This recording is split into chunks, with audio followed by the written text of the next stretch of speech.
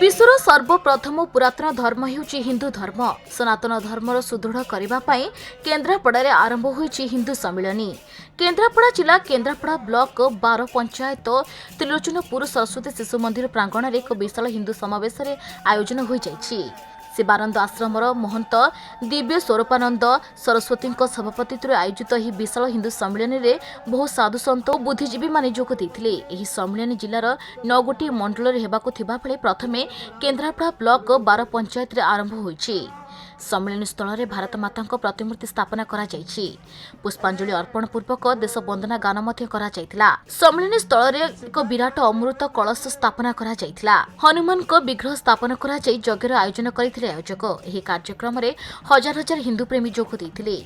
हिंदू सम्मिलन आमर हिंदू मान को एकता करिया पाई आज सब पथभ्रष्ट होउचंती। आम सनातन धर्म को आमे किपरि तार महत्व रखिबा, तार टेक रखिबा, भारत मां टेक रखिबा, यही होची आज सम्मेलन मुख्य उद्देश्य थिला। आमे समस्ते आम हिंदू धर्म विच्युत हो जाउछु। आमे भारत मां बोलिकी खूब जोर आमे गर्जन करू सत, किंतु भारत मां प्रकृत परिभाषा भारत मां संतान आमे की जो प्रश्न पचारिबा, यदि भारत मां संतान आमे हिंदू धर्म बोली कहूचे, आमे हिंदू धर्म कौन मान रखी पारिबा जहा द्वारा कि आमर राष्ट्र एक हो पारिबो।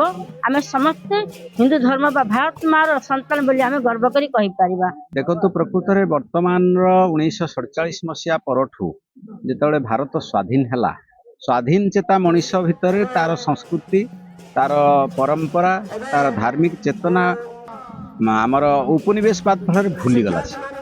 से भूली जाइथिबा आमर ऐतिह्य को संस्कृति की मने पकेवाई पुनः जागरण करने विशाल हिंदू समाज पाखे हिंदुत्वर वातावरण को पुणी पुनस्मरण करने प्रकार एक सम्मेलन आह्वान।